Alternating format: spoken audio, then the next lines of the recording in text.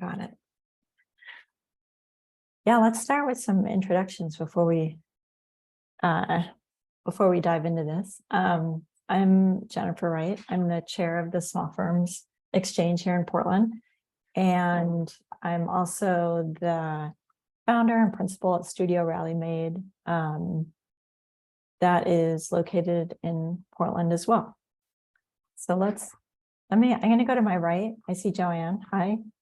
Oh, hey, Jennifer. Hi. Nice to Hi. see you. It's been You a while. too. I know, it has. Yeah, and I always try to make these very helpful meetings when I never have time, but this is a short week, and the topic's really interesting. I'm Joanne Lay, principal of Dow Architecture. Yeah, thanks for joining us. I thought perhaps because it was a Thanksgiving week, maybe not so many people, but you never know.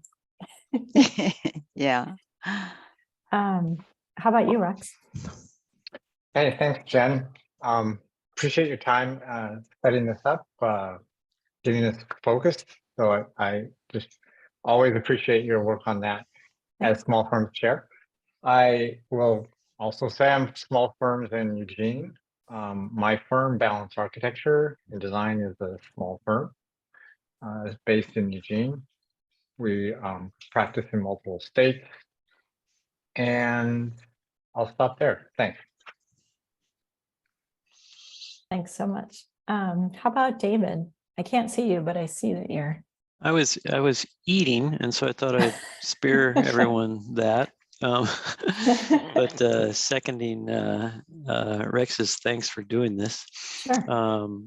We know running these things is a lot of work, and we really appreciate it. I'm Joanne's partner at Dow, and we are a small firm in town. We're in Portland. Do kind of a broad range of stuff, but it's a very interesting topic, and so we're anxious to see and hear the expertise of our colleagues. Thank you. How about you, Jim? Yeah, hi, I'm Jim Walker with Studio C Architecture. I started the company 15 years ago now, which is kind of crazy. And we do work kind of all over the Pacific Northwest, and then a couple of clients, we do some stuff kind of nationally, so. Great. Sorry, I wasn't waving at you, Jim. I was waving at I'm like, okay. Nikolai's helper, friend, assistant, office assistant. Nikolai, how about you? Yeah. Hi, I'm Nikolai Kruger. Thank you very much for doing these as always, Jen. I try to make it when I can, but as you can see, I have my hands full often during lunch hour.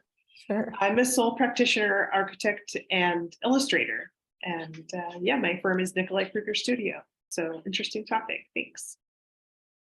Thank you. How about you, Lana? My name is Lena Sadler. I'm with Robertson Short Architects in Eugene. Thanks for joining us. Lena, right? Is that what you said? Sorry, I said Lana. Yes, close enough.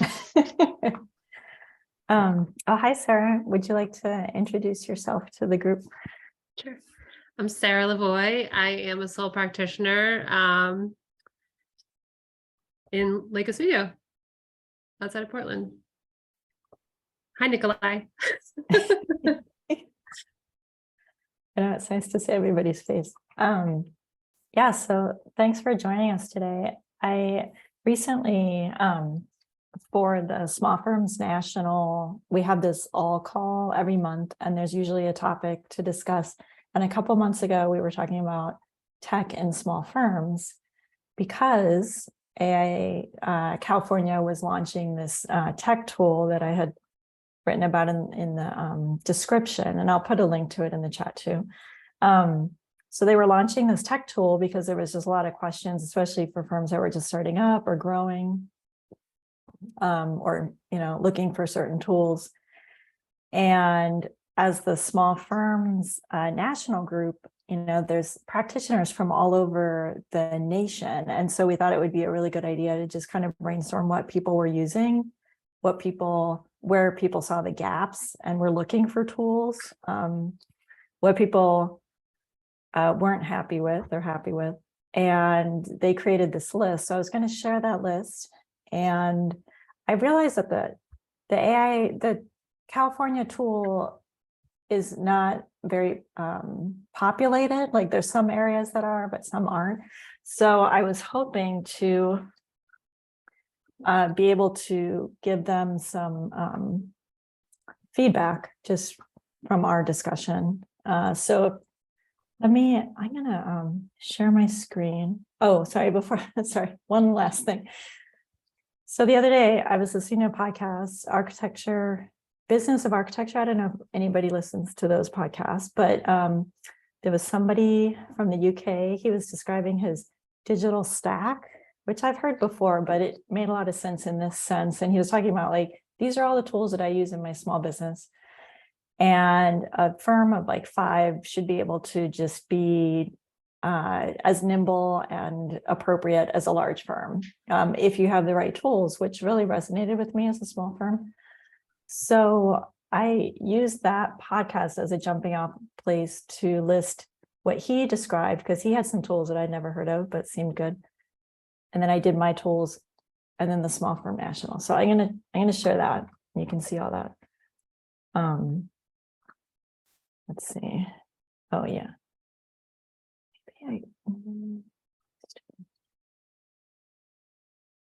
It's somewhere in there. Oh my gosh, I have way too much stuff. Here.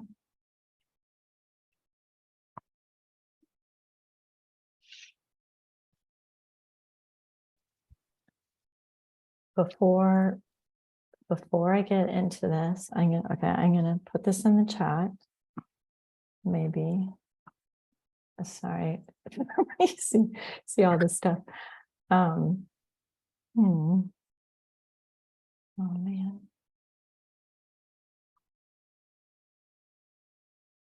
That's, I don't.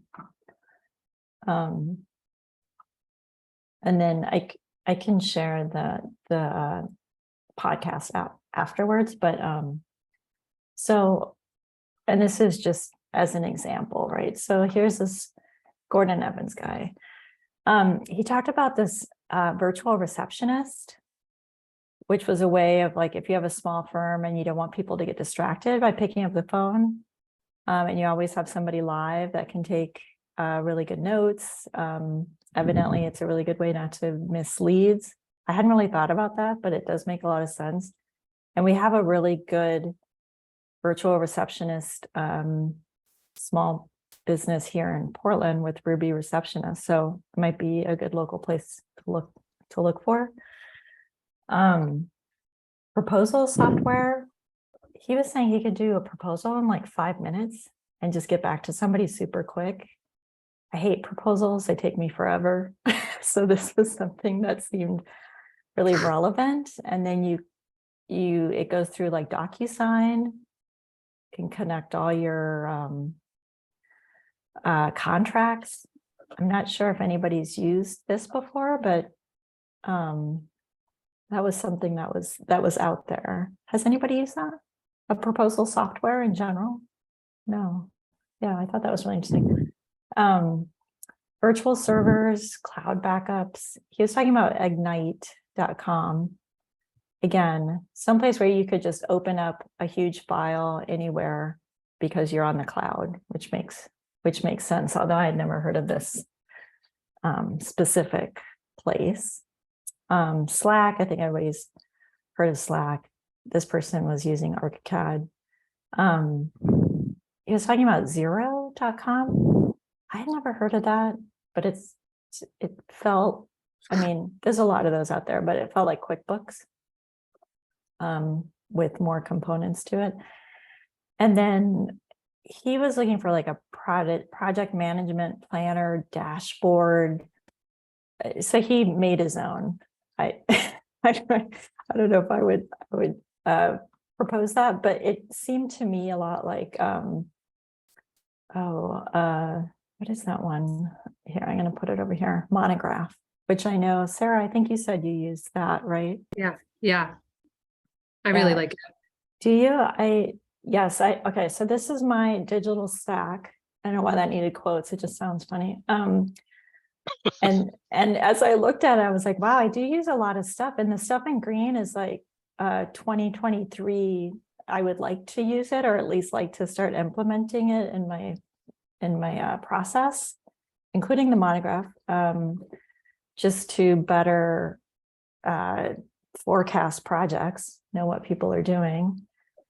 Specs wasn't something that he discussed, but I find that people talk about that a lot. And I just heard about this zerodocs.com as a space out there for smaller firms, which I think has been really missing for spec writing.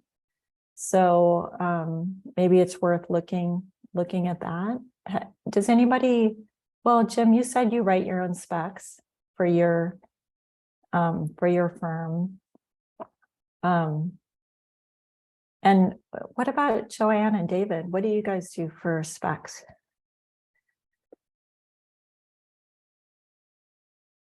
David, No, you're on mute. Sorry, I'm eating lunch, so I have. no. everything wrong. Oh no, it's okay. It should be.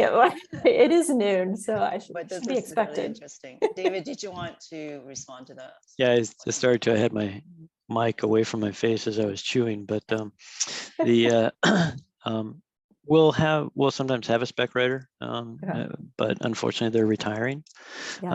and so we do it ourselves as well. But it is a gruesome task. I love that adjective. A gruesome task.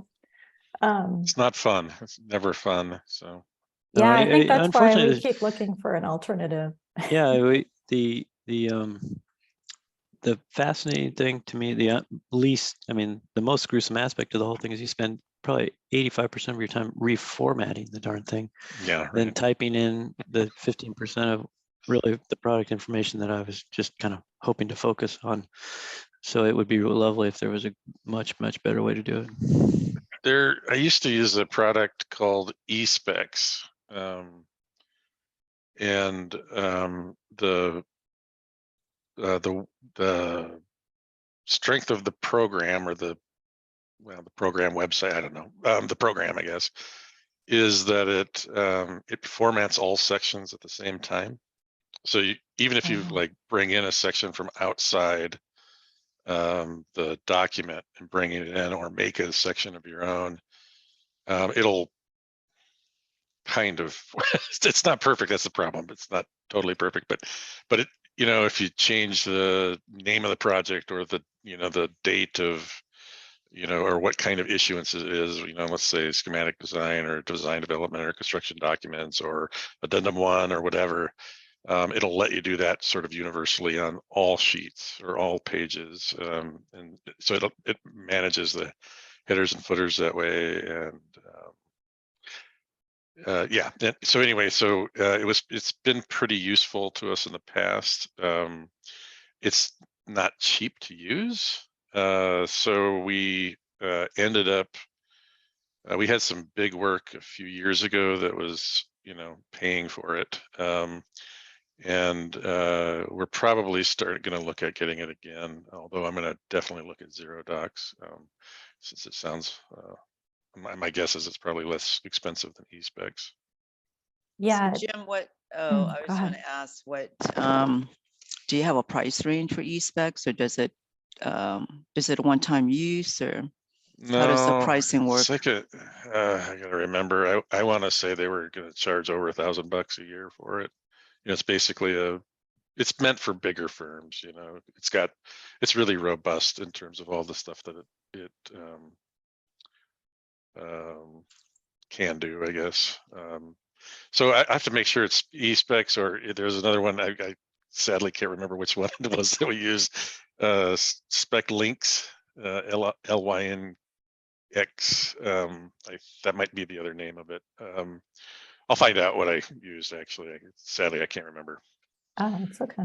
Yeah, we stopped using it about 3 or 4 years ago, and essentially a lot of the projects that we're doing are very repetitive in terms of kind of their shape and form, and so I'm able to kind of work from project to project pretty easily, and then just swear a lot when I'm not in that area of project type. So, That goes back to the gruesome yeah, part about it all. I'm the only one that knows how to do it. Otherwise, I would not be doing it. So, Mhm. So yeah, anyway, it was just like a personal reflection on kind of what, even with like a sole proprietorship like my own, like all the stuff that goes into doing stuff. And some of these, I mean, I'm sure like some of you, like you're just at the tip of the iceberg and there's so much capabilities I haven't really touched. So this last one, so this was the list that the national SFX came up with when they basically, when they surveyed all the representatives. So each state has a representative. So this was an amalgamation of all those professionals. And yeah, there's a lot, but I was a little bit surprised not to see anything around like material assessment tools or again, specs or even carbon calculators. So I think that's something, as I go back and kind of let them know what resources might be missing, I think these would be really good to have. And please, if you see anything similar that you think should be in there as resources or places to go, let me know and I'll add it to it. But I was looking for Yeah. something on there, and I found it in an odd spot. Miro. yeah. Yes, So in the it's on the right under. infographics or Yeah, it's under scheduling, or maybe you use it in multiple places. If you go down, Miro, it's under Miro. scheduling. Right Yes. there. Oh, it's in a couple places. Okay. Infographics, yeah. Okay. All right. Well, that's a great software for like collaboration. I So was giant just gonna whiteboard. say like collaborate. And I always think about it as a giant whiteboard. So Mhm. can it schedule though like that? Yeah, I have no Yes. idea. That's why I thought it was odd that it was in that section. Yeah, I didn't that's see it in the weird. other one. Yeah. No, but that's a really good point, especially as we have gone through COVID and stuff. Like I want to say like Miro, and then there's Mural, right? That I know we've used before. I know that I'm missing another kind of I use big the kind of whiteboard. software all the time, and actually my favorite one is actually free, and it's Jamboard. You have to be in the Google Suite environment to use it, which is the only drawback. So if you're trying to collaborate with someone who's outside of Google. But what's nice is you can use your iPad and draw in Jamboard, and then if you have it open in screen share, it's live. It sounds kind of janky, but it works well and it's free. So Oh, that's good. Whoops. Is that right? Jamboard? I've never heard of that. Okay.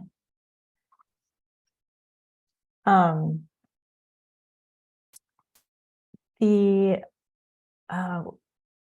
one of the things that was mentioned by that first guy, the podcast guy, he was saying that marketing, well, it's under here, marketing automation. Like if you have like MailChimp or you're doing newsletters, he was talking about his CRM, his customer relationship management software that he has actually he can send out a certain amount of bulk emails, but it looks like it's coming just from him directly versus like MailChimp, which I thought was kind of interesting as an alternative to using a service like MailChimp if you wanted to, and it had a lot more possibilities of, what do you call it, opening rate,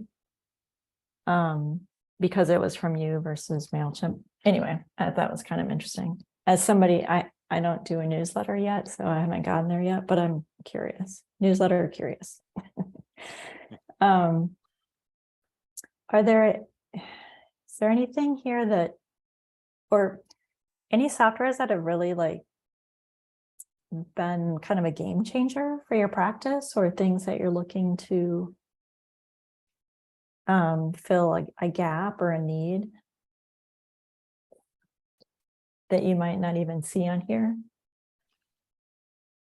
I would say, for us, we use for our drawing platform, we use Revit.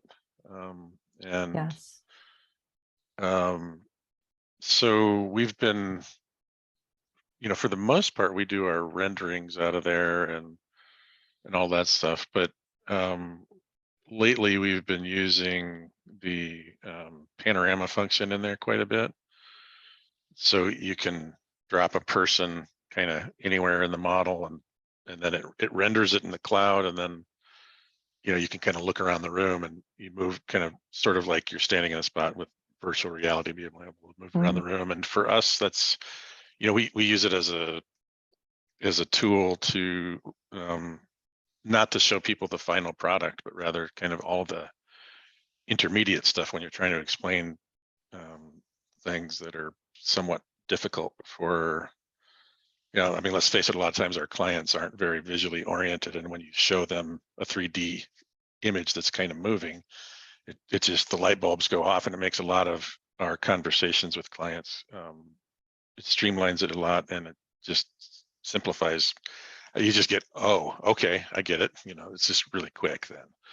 So I would say that that's something I wanted to mention. So then, is that a plugin for Revit, the panorama, or it's just something that you've recently started kind of using more in your practice? Well, we've been using it for a while. It's just it's just part of Revit. It's not it's not actually it's not actually anything you have to buy extra. I mean, Revit's expensive enough as it is. So, yeah, no, that's true. and when we render in Revit, like for actual renderings at the end of design or middle of design, I guess, we do put a lot of entourage in there and other programs, but I'd say, the base rendering is done in the program. We've recently had good luck with animations in Enscape, which is a fairly low infrastructure and time to actually create a pretty impressive set of kind of walkthroughs. And then Jennifer, I saw on your other slide, urban form. Yes. As a code sort of first pass. And we just had them calling into our office, and it's a pretty impressive thing. It's not perfect by any means, but it looks like it would really, as a first hit, would save a large chunk of time. I mean, you still have to go through it. And what does that do? It's pretty interesting. I mean, Kwong's. It's sort of a David, I just interrupt. Yeah. Because I was gonna say, Jennifer, it's zoning code assist for, I think, urban forms set up Portland, Seattle, and San Diego are the three cities. Just Portland proper. Yeah, they're looking at Washington County, I think, but I guess it's sort of like a first pass zoning code review summary. I see. Just like high elevation, and you have to dig, or do a deeper dive, obviously. But it's pretty good. If you're interested, Kwong, Urban Forms founder, could do a Zoom or an in-person introduction. But he's architect trained. So I think he's been developing this app in the last 3 years, just to, see how he can help the architectural profession and urban designers. I feel like we had a digital design series thing that he did. We did. I yeah, could it was search last that year. out and find the link for you guys if you want. Okay.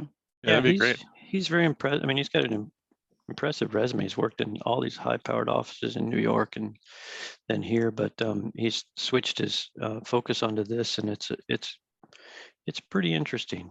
It's not perfect, unfortunately. You have to dive into the code, and there's all some sentence, God knows where in that darn thing, that might trip you up, and you still have to do an EA and all that. But it's pretty interesting. It is a good first pass, and like I find it helpful as like if I'm reading the code and then I want a second pair of eyes almost, or something Yeah. to like back me up, it's helpful. Mhm. So this, my question on that is, this is Yeah. more like a planning code. So Yeah. I subscribe to Upcodes, but Okay. it's, you know, I'm assuming you all know what Upcodes Yeah. is or Mhm. provides. So this is like a level before that. Well, Like this a is higher strictly level for it's strictly for the planning and zoning code, you know, all the in entitlements and Portland. stuff. And it's only for, you know, BDS or in Portland, and only for Seattle and only for San Diego. And so it Okay. unfortunately wouldn't be helpful in Eugene or frankly, even Beaverton, but it can wade through the 1,800 pages of the Portland zoning code and kind of find you maybe the 20 greatest hits to look at. Mhm. Does it know when the city's going to change your mind on anything? That's a really good question. No, it doesn't do that, and it doesn't follow PBOT either when they take 3 feet off the front of your site. And but it uses Portland Maps as kind of a base and scans it using intelligence and artificial intelligence too somehow. So kind of interesting. Mhm. Cool. So Jennifer, I have a question Yeah. on this slide right here. You use Slack for your internal communication? Yeah, I know I said internal, and I don't really have much internal since it's just me, but I use it a lot for my, I guess I would say like my virtual communities, you know, Mhm. like for sure like the AIA, but then also like AIA National is all on Slack. And then I'm part of, I didn't really put this because it's not tech, but then I was thinking like business coaching. It's kind of interesting to know like what people are involved with in that, but I'm part of the Entre Architecture community, and that's all on Slack. Oh, okay. What do you and others in this Zoom meeting feel about Teams? Do people use Teams as outside of meetings, like for internal communication? I just wanted to get everyone's thoughts on that, because you know technology changes every day.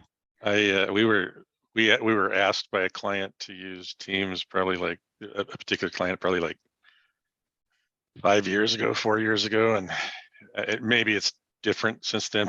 We just got bombarded with just debris, so we had to tell them we didn't want to be a part of it anymore. Oh no. Yeah, it was, but I can see my wife uses Teams all the time. She said she loves it for, you know, it has several tools in there, you know, that you can use. So Yeah, So I've only Jim, used it in an office. Oh, sorry, go ahead. I just want to say, so Jim, are you not recommending it, or? I'm not sure I had any any useful information there because it was antiquated, and I will say that it really requires you to embrace it. You know, somebody was talking about the Google environment. This is the Microsoft environment. This is really trying to connect the dots with you on that. Right. So I always get the willies when I'm, you know, any platform is trying to connect all my stuff and control it. Yeah, understandable. Yeah. So Microsoft is kind of in that realm, but you know, we're finding a lot of people are just kind of over it and they're using it. So on our client side. So yeah, we actually have towards that same end. We have reservations about Google Docs, just because we're having a hard time getting around. Maybe this is just us or me being old, but trying to figure out how to freeze a document that having everyone else kind of redline it can be kind of problematic. Say that again. What's the issue? Well, if for instance an addendum is in Google Docs and everyone kind of has a way to edit it, it's just very difficult to kind of vet some of the comments. Right. I must say we don't use any of that communication for the owner.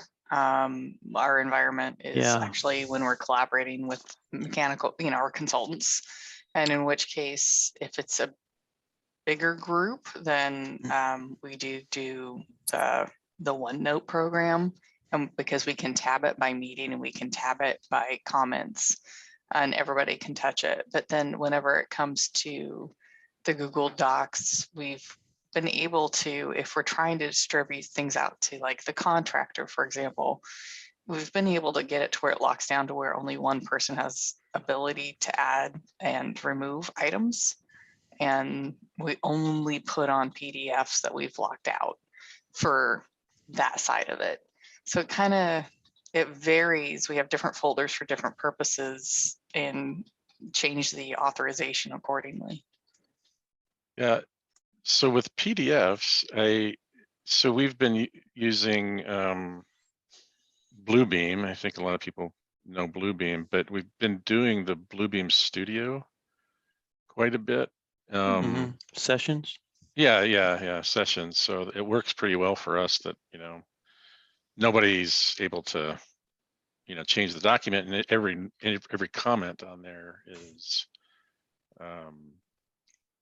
trackable about who put it on there and whatnot. So maybe that everybody's using that, but that's actually helped us internally a lot, to streamline our QA process and whatnot. I use Bluebeam a lot in the firm previous that used PCs, but then moving to Macs, it felt like, well, it's not supported necessarily. It's not available. I think they're going to There's change a converter. Does a converter, is that what you're saying? There is a converter, because I have one person in my office that does Mac and only Mac. And Oh, so okay. there's some sort of way, and it's for most programs. It's just a separate program. It's not Bluebeam specific, but it allows them in Is it Mac like to run. Parallels or something? Like how they used to do that for like They used AutoCAD to, or it's a Revit? different name. It's a different system Oh, now, but okay. he uses Bluebeam and communicates that way, but he has to get into that program and then get on. And then it works like, does it look different? No. Oh, okay. Okay. I should look into that because I found Bluebeam really helpful, especially like you said, Jim, just getting people's comments, and each version is saved, and it just seemed like it was a pretty good organizational tool. I wasn't sure what the problem was with Bluebeam is native in the Mac. PDF and PostScript is a native language in the Mac, so that's why they don't generally have to have converters. If that makes any sense, at least at the kernel level. Can you run Bluebeam though through? My understanding is that you I couldn't don't do it. use Bluebeam, but it's native in my. So I use ArchTECH. Okay. ArchTECH is the same company as Bluebeam, the same company as Visa, same company as Vectorworks. So they're all interoperable, and so it's all kind of seamless. So I get Bluebeams all the time from clients. Really? Okay. I think it's not, because I almost, when I struck out last year, and I almost didn't go to a Mac strictly because of Bluebeam, but I think that they're going to change it because it's not supported. They don't issue. I've downloaded like an ancient version on my Mac, but it's terrible. But I think that they're going to switch to being more like you're talking about the sessions, like everything's just going to be like app based and online. So like in theory, like Monograph is all online, like it would just be like another tab in your browser and you could use it, I think, is what I'm hoping happens soon. Yeah, that's how I understood it, that it was supported at one time, and then it, for some reason, there's what maybe the supply demand situation. I was going to say, I also use, I use Microsoft. I use like I use Teams because I don't have to pay extra for it. And it's this kind of the same thing as Zoom, and I already have it. So I use it just to do meetings, and it integrates with my calendar and stuff like automatically. But but I also use like like Outlook and then OneDrive. So all my files are on, and I don't know if there's a limit on the amount, but like all my files are in the cloud, which is super helpful because I can share everything with people, and I don't have to send them like large emails and stuff like that, which just seems better. And that's all part of your Microsoft suite, right? The OneDrive. Yeah, and it's like right? $12 a month or something. It's really cheap. So I really like it. Yeah, that is really cheap. Yeah, because I know that there's, well, even on Dropbox, there's a limit as to, like, it's free to a limit, but it's not as integrated as what you're just describing. Yeah.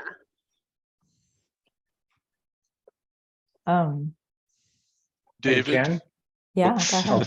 Go ahead, Jim. Sorry, David, you had mentioned another visualization software that you guys use, and you Enscape? said it in the Enscape. Okay, what is Oh, that? Enscape, okay. Yeah, we have some folks that are pretty good at Enscape is pretty Is good. it EN or Yeah, it's IN? right there under Yeah, it's rendering on here the under the slide there. rendering. Oh, Yeah. okay. It's pretty similar to Lumion. I don't use it. We used to use V-Ray, which on top of SketchUp. These are all kind of on top of either SketchUp or Revit. V-Ray's got kind of a nice feel to it. It's sort of abstract, but a little bit more realistic. Mhm. And Enscape and Lumion are kind of the same, and you can do lighting. But what's been nice for Enscape is you can actually do animations. You just do a walkthrough, and in several days, somebody can do several animations that look pretty good. You still have to model everything, and it's only as detailed as your model. But Joanne, what do you think about it? About Enscape and Lumion, the rendering Yeah, tools. yeah. Yeah, I think the animation, I forget what it's called. It is an add-on or something that's been really neat. We just finished a couple of animations for a small housing project. So it's a pretty powerful tool. You know what? Just backing up a bit. I know we have an hour for the meeting, so we'll probably end up organically discussing some of these items, but I find it interesting to kind of hear feedback from, what works for certain firms and what doesn't. And, for us, we've been around 8 to 10 people, still consider a micro-sized firm. But I think some of you all being sole practitioners reminds me of the early days for us when it's just 1 or 2 people. And, the question of cost for some of these programs, when you get beyond 1 person or 2, you have to start to invest in like more powerful, robust programs. And I just feel like having an understanding of what works and what may not work for smaller offices is really huge, is really helpful. Sometimes we would invest in something. As an example, we're using Teams now, but we did purchase GoToMeeting and LogMeIn. Yeah. Yeah, GoToMeeting, for instance. And in the beginning, that was one of the programs to do video conferencing and meeting, but now it's kind of fallen off the map. But also it's quite expensive in that you have to purchase not necessarily licenses, but principals who can set and schedule meetings, versus it being open where anybody can set meetings. But we actually are able to have anybody's sets meetings in the way we've got it set up, actually. For GoToMeeting? Yeah, we've got 2 copies so that we have kind of 2 rooms set up, and everybody's able to go in there and make a meeting for themselves. Oh, really? You don't have to like transfer authorization or anything? You must No, have and you must have a much more robust license than ours, and which is, it's good. Or maybe they've changed their model to compete with Teams and Zoom now. Not sure. yeah, I mean, we're kind of looking at maybe going with something else anyway at this point. Oh, yeah, 'cause- yeah, yeah. because yeah, because things it's get, just kind of, yeah. but But- that's good to know. And good to know also you think of moving on from it. So we can consider discontinuing that. But going back to David's question about the rendering, Enscape versus Lumion. So we use both in the office. And interestingly, I feel like they both have sort of different characteristics in the renderings. Like Lumion, because it has like more lighting features, can be softer. Mhm. And so if we wanted to produce renderings that have more of atmospheric or actually impressionistic or kind of watercolor-like, it seems like that works better. Whereas Enscape, it has this animation capability, and it can be very realistic. I mean, the renderings look just more realistic. Whereas Lumion can be a little more impressionistic and abstract. So that's our experience with, using those two. And David, Lumion is more expensive, isn't it? They're each kind of around, I want to say $1,500. But luckily they're not subscription right now. And neither one is really, what is it? Studio 3D Studio, really photorealistic, which we don't do much of that. If we do that, we might hire somebody else out to do that because it's so, you need so much specific mapping and stuff. Enscape and Lumion and V-Ray all kind of have a little tiny bit of abstract flavor that we sort of like more. But they're not cheap, but they're not, another Revit license or. We've got another plugin that we use, not as much as we should be using it, called Twin Motion. Yeah, we've seen a presentation for that, and that's along the same lines. Yeah, I don't know if they do animations too or not. Yeah, the only reason why we've used it has been for kind of walkthroughs and stuff like that. But the one really interesting, and you might roll your eyes at this just a little bit, but the one interesting thing that it does, for like landscaping, you can kind of give it a setting. Let's say you've got your model out in space. Oh no, that's important. Yeah. And you've got your model out in space, and you can kind of have a setting to sort of paint the landscape, a certain kind of landscape. So, and that can be a time sink otherwise. Yeah. Yeah, for sure. So, Do you, David and Joanne, do you do the renders in the cloud to save space? Okay. I know that's kind of a newer thing. Well, Vectorworks has that capability for cloud render, but we don't do a lot in the cloud. We probably should. We're probably dinosaurs again on that. But I mean, I hate it when Photoshop asks me every darn time now, do I want to save this in the cloud or on my PC? And it's maybe just force a habit, but we keep it in-house. So Jennifer, I have a question on, I'm still sort of eating, but then I can turn on my camera pretty soon.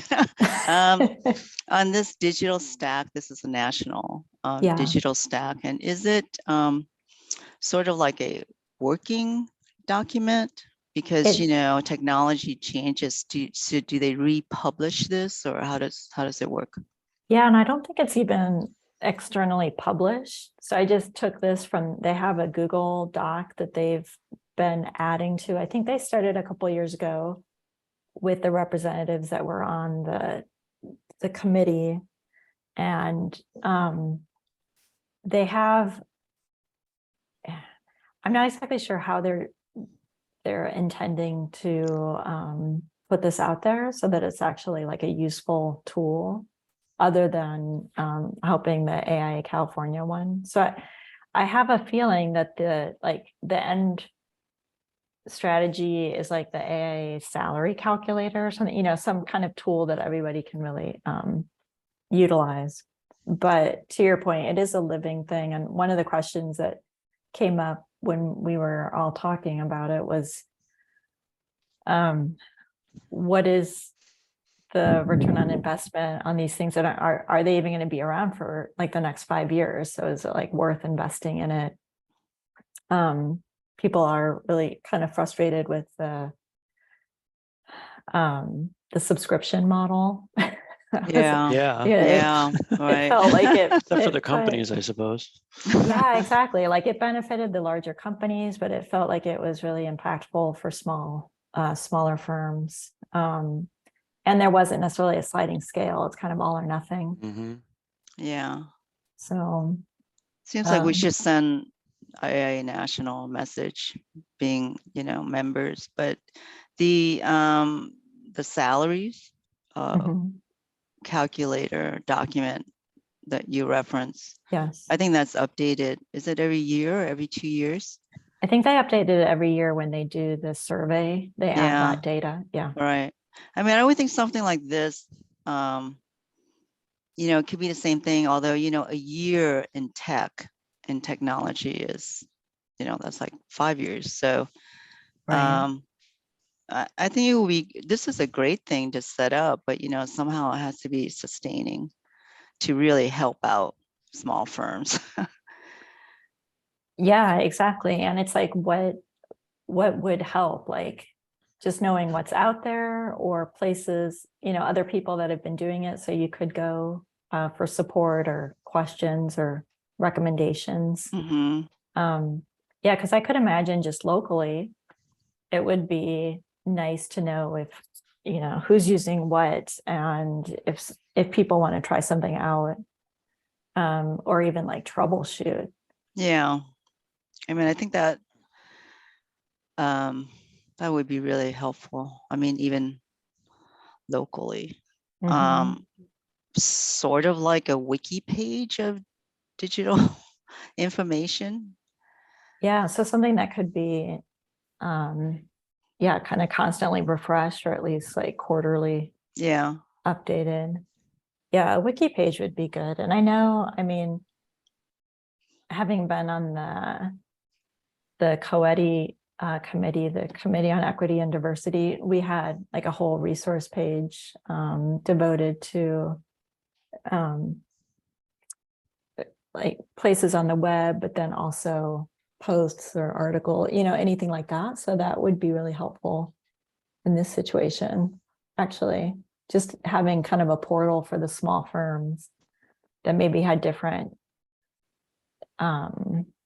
categories, including this one. Can I say something about hardware for a second? Yes, please. The biggest single investment that I've made for my firm is buying an Epson large format scanner and printer, 11 by 17. I think it actually prints up to 13 by 19. And in my case, I am an illustrator too. So often my work product is the drawing, hand sketched illustration. So that makes sense for me as an illustrator, but it tends to save a lot of time for me too when I'm doing a design iteration with someone or consulting, to just scan everything really quick and get it saved, get it tucked away somewhere. And I wouldn't have probably made the investment to buy that except for COVID. I had places around town where I could scan, like where I teach as an adjunct or at a print shop or something. That's what I was doing at first. But having a good proper scanner in my office has been a game changer for me. I think that's a great point. And we've always, for, I don't know, 15 years had an 11 by 17 printer scanner. We have that same Epson one, and we also have some HP ones. The bummer in my thinking is there are so very few choices. Like the minute you type in 11 by 17, you get one or two choices, and that's it. It's amazing how there's no, and we use it all the time. We actually do all of our prints on 22 by 34 paper. It's a European size paper, and then a half size is 11 by 17. So it kind of works for us that I'm way. glad but- somebody else uses that size paper because I get grief That's for so it all the weird. time. No, we I love get it. gr- And we actually, a love lot it, of yeah. jurisdictions require it. Strangely, we thought, wow, that's shocking and lucky. But it's just a bummer that there's so few good printer scanners at that size. Sarah, do you use 24 by 36? Or are you saying that you use 24 by 22 36, by and I was gonna 34? say I bought a really cheap. It was like $100 or something, like a Canon. It does 12 by 18 prints, but it's like an inkjet. But I just was like, I really want to be able to print half size drawings. So, you know, it was a really low initial investment. The ink is kind of expensive, and it, you know, long term, I wouldn't want to hold on to this, but it's been really, it's, you know, for what it is, it's super cheap, and it's like wireless, and Yeah, and that's I the thing actually- we've had probably 5 or 6 HP 11 by 17 prints. Joanne hates it because it seems like we just throw them away, but and they cost about $150, and they should just give them to you because you spend many times more over that on should give ink. them like a phone. Yeah, exactly. But we keep just getting another one because otherwise it's kind of a nightmare to set it up. But anyway, it's kind of funny. Free printer and a payment plan for the ink. And Yeah. I'm so like, I know, Nikolai, you're more professional about scanning things, but I have this old Canon and it scans, but I'm like, I never use it because it's actually horrendous. And taking a photo with my phone for the stuff that I do is actually, and I can just Photoshop it a little bit and like take out, you know, the weird coloring, and then and it's like so much faster. I mean, it's, you know, it's just like really easy. One thing I was gonna say that's missing on this list is, and it's like kind of illustrated, I use like apps on your iPad for sketching, which I feel like is something I use a lot, and it's kind of weird that it's, oh, is it on here? Am I missing it? Oh. I don't think so. I was going to add it. Is You it should tell us, Procreate? Sarah. What's that? What What do you app? use? We're curious. I use Concepts because I've been Yeah. using it for years, and it's on my thing, but I'm super interested in doing Procreate. I don't know if anybody You've heard of that uses one. That's more Not that advanced. one. That's more technical than Concepts. Procreate is I use Morfolio as well. Oh, yeah. Are you guys talking Morfolio. for sketches? Is that right? Sketching? Morfolio. Yeah. Yeah. I can take any of my drawing in my model or whatever, work with it there. Do you guys both use this on a tablet? Is that what you were Yeah. saying before? And you Yeah, too, or Rex? Or iPad? Yeah. Yeah. Okay. With a pencil, it's the only way. There's a fun one on the phone called Waterlog. Water LOGUE, which it's like a 99-cent app or something like that, and you can put a photograph in it, and it turns it into watercolor rendering. Is that It's right? kind of Waterlog? fascinating. It's LOGUE. waterlog. There's Oh, no yeah, U. Oh. LOGUE. Having an existential crisis. I Oh don't know if you no. It's kind of a problem. It Oh, no, I'm sure it puts a lot doesn't of look professional great. renderers out of work, probably. It's actually not a sketching app though. No, it's a filter. We tried using that, you know, create a 3D view through SketchUp and then running it through Waterlog for the watercolor effect, but it's not used for that. But there must be something that exists out there which would be cool. Yeah, there is something really cool. What I use is it's called BIMX, and whatever BIMX, BIMX, yeah, and so you put your model out, and you remember the Google Cardboard box lens, Google Oh, You know, those Uh-huh. little the actual physical, 3D, yes. yeah. I usually give my clients one of those, and then I just port the whatever the concept is we're working on to them, and they can look at it on their phone in a little box, right? Oh, that's fascinating. So it's a Oh. freebie, or it's just a thing, and you can navigate or do a walkthrough that way. And it's something tactile with your client. Yeah. That they typically have a smartphone. Yeah, That's great. it's kind of fun. Yeah. Morfolio has a couple of products, and the one I was referring to, Jen, is Trace.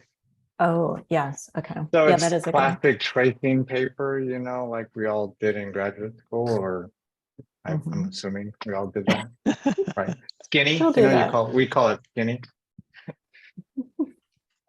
We I think get you. is that a U of O thing? I think that's a U of O thing. Skinny. No, that's got to be universal. Come on. West Coast. West Coast. Oh, yeah, it is probably West Coast. I don't know any better. All right. Well, I think my last comment, yes, Jen, please. was simply on Joanne's notion that those of us who are really small, who struggle with organization, you know, organization of not just our project, but with our client. I Mhm. came away from the national conference in Chicago with this thought that I need to investigate or invest in CRMs. I was going to get my shit together that way, but I Mhm.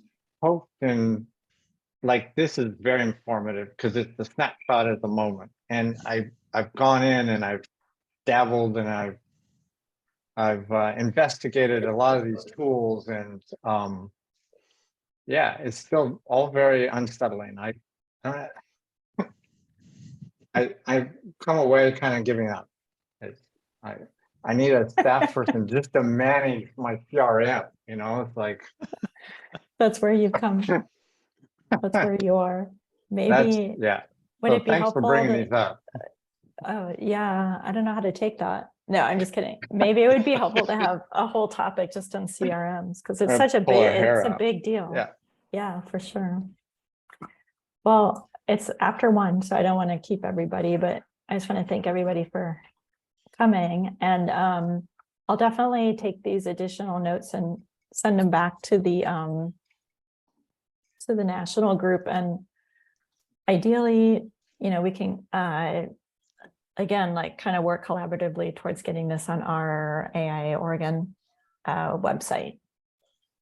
So we'll keep that in the mix as well. And if there's anything specific, like from this conversation that you want to have a longer discussion on, or, you know, topic discussion, let me know and we can focus on that for the next year. So Jen, real quick, are you planning on having another meeting in December? For the December one. Yeah. I was hoping to do an in-person in December. So I don't have anything planned for that third Monday. So where is it? Where would the in-person be? I haven't been keeping up. It's not you, Joanne. Is it at different offices or?